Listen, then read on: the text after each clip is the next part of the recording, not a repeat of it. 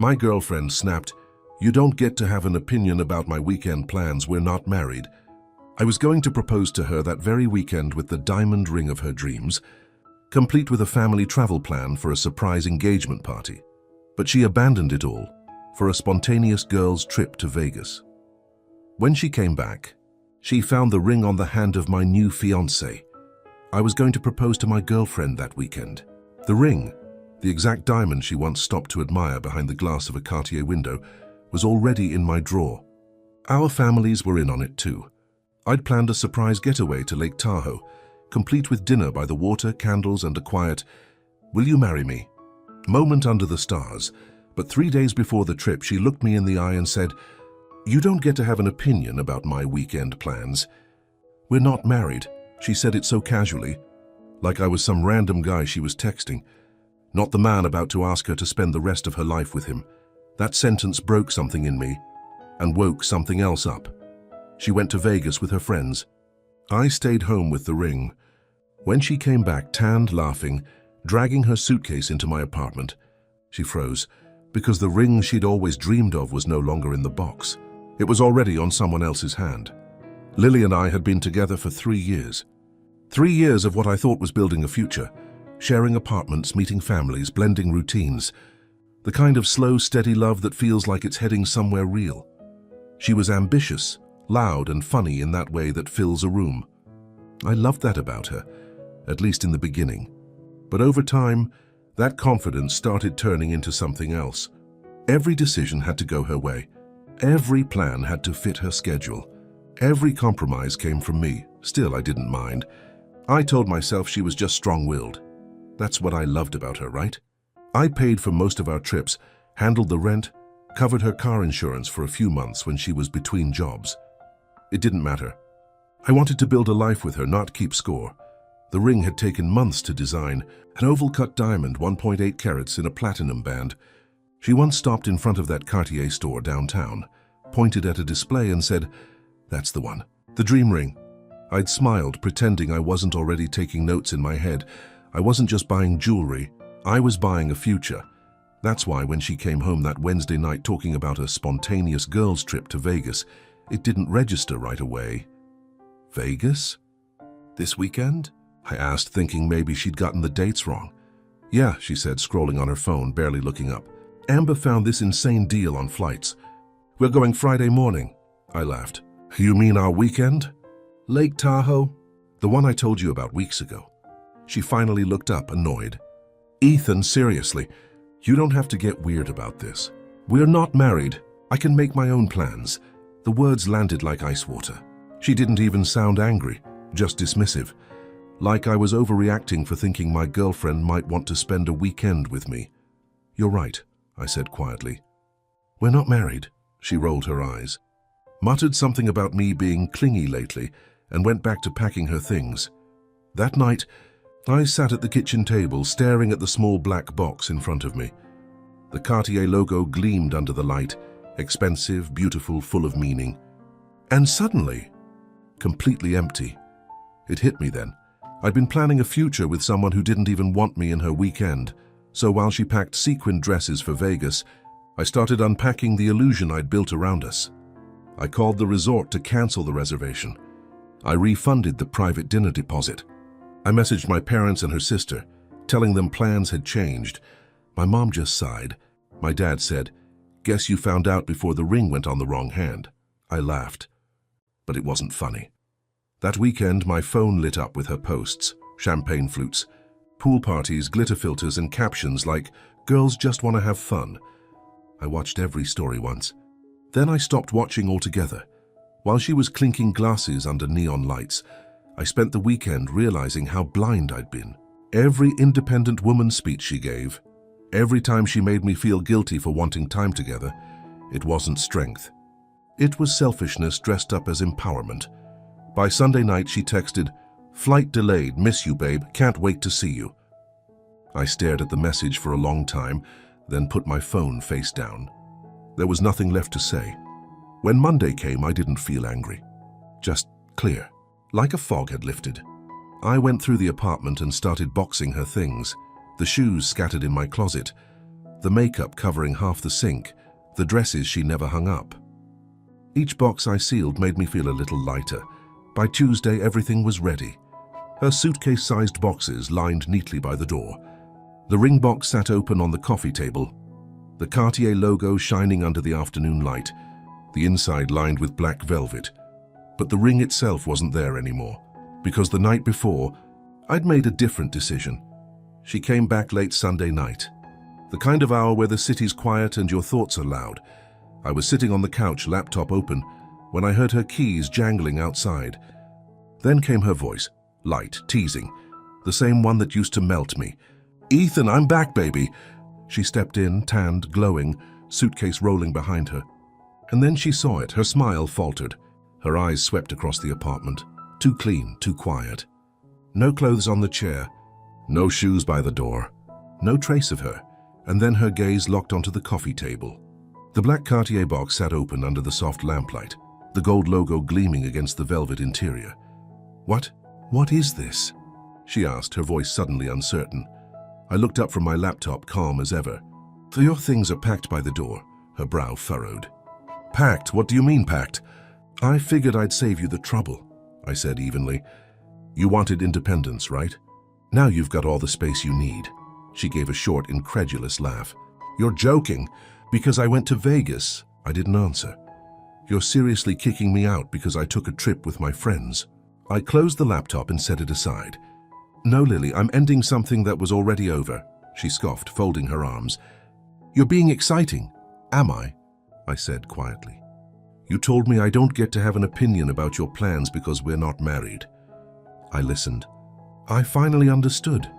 For a moment, she just stared at me, caught between anger and disbelief. "Ethan, it was just a stupid thing to say." "You're overreacting." "I'm not," I replied. "I'm just done pretending that disrespect is independence." Her tone sharpened. "So that's it? You're just throwing everything away?" "No," I said. "You did that the moment you decided my commitment meant less than your weekend in Vegas." She shook her head, laughing bitterly.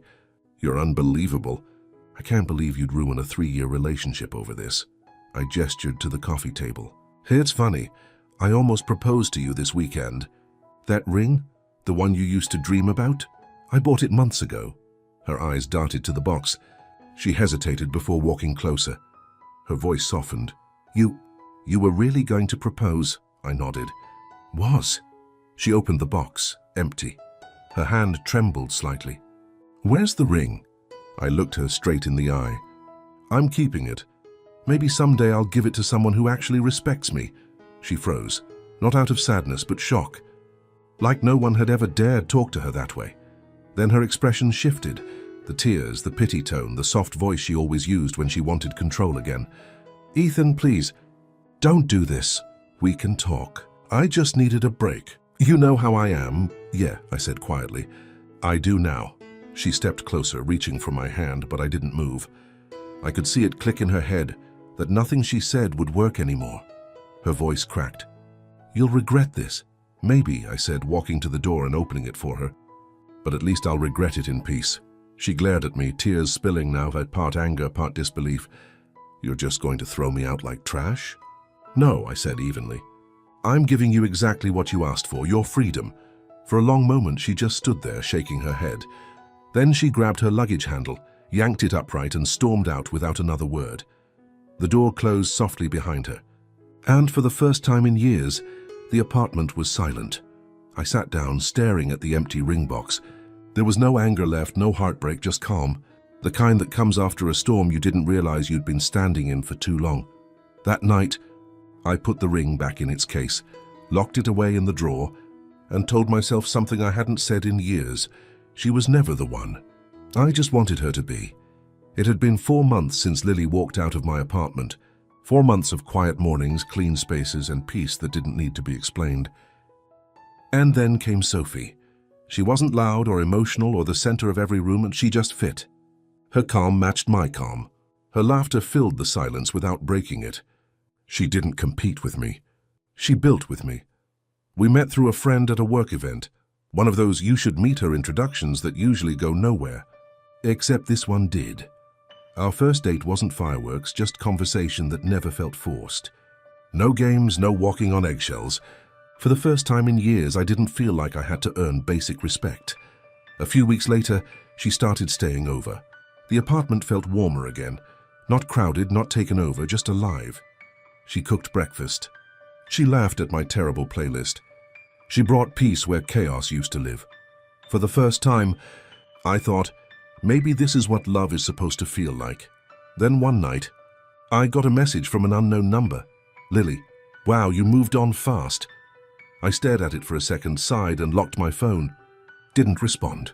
Didn't need to, but more messages followed. Does she know how you begged me to stay? Good luck. He'll get bored of you just like he did with me. Cartier boy already found a discount version, huh? I blocked the number. Then another one appeared. You think you're better than me? Enjoy my leftovers, sweetheart. The next one wasn't even for me. It was for Sophie. She tagged me in a story, just a photo of us cooking dinner.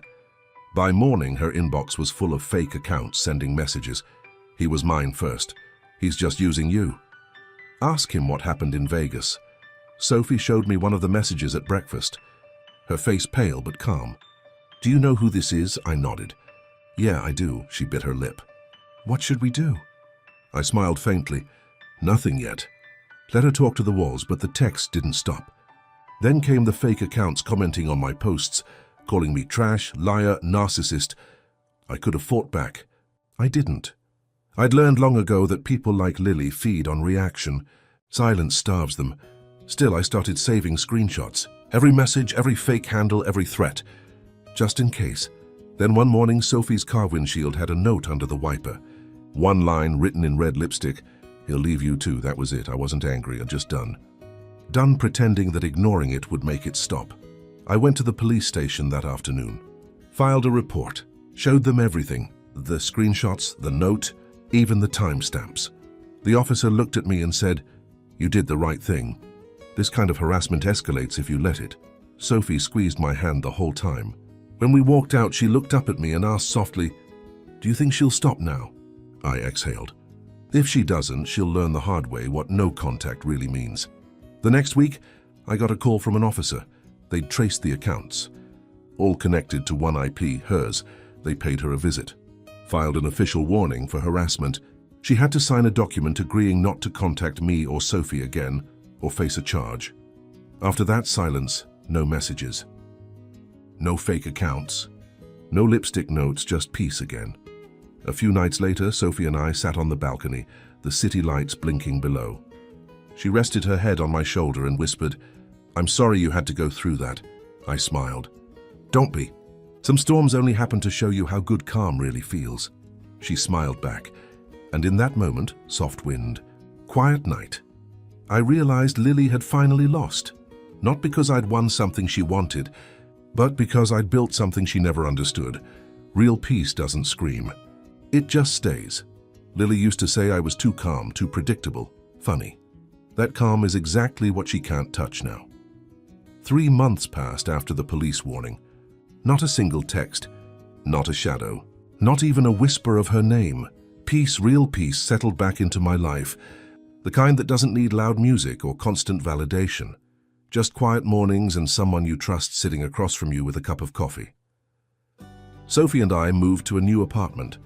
Smaller, simpler, but it felt like ours. No ghosts. No echoes of someone else's voice in the walls. Sometimes, when I passed by the old Cartier box still sitting in my drawer, I'd catch myself smiling. That ring had once represented everything I thought I wanted.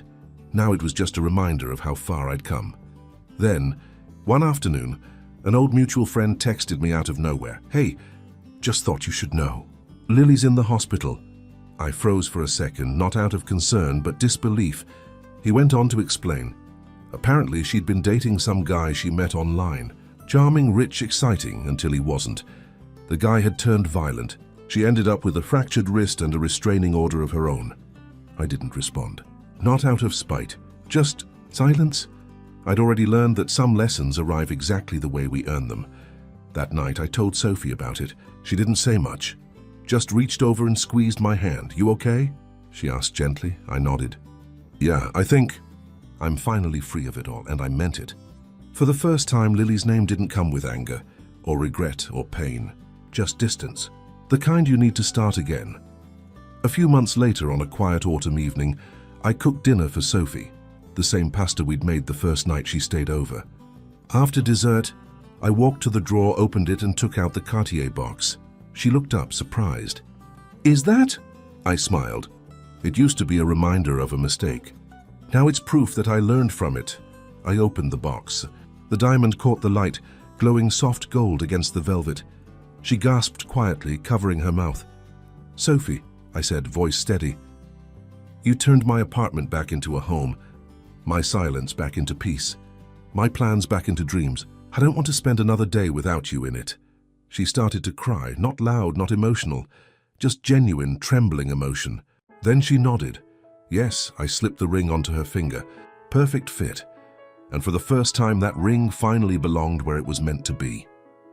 Later that night, as we sat together on the balcony, city lights flickering below, Sophie leaned her head on my shoulder and whispered, "You think she ever regrets losing you?" I thought for a moment, watching the reflection of the ring shimmer in her wine glass. "Maybe," I said, "but regret doesn't fix what you break." Sophie smiled softly. "You really don't hate her, do you?" I shook my head. "No, I just don't care anymore." "That's better," she laughed, quiet, warm, free. The ring she once dreamed of still shines. Same diamond, same promise, just on the hand of someone who actually earned it. And as I held Sophie's hand under the glow of the city, I realized something simple. I didn't lose anything that day Lily walked out. I just made space for everything I was meant to find. Thanks for listening to my story. Thank you for being here, for hearing me out. And if you've ever had to walk away from someone who didn't value you, trust me, you didn't lose them. You found you. I'll see you all in the next story.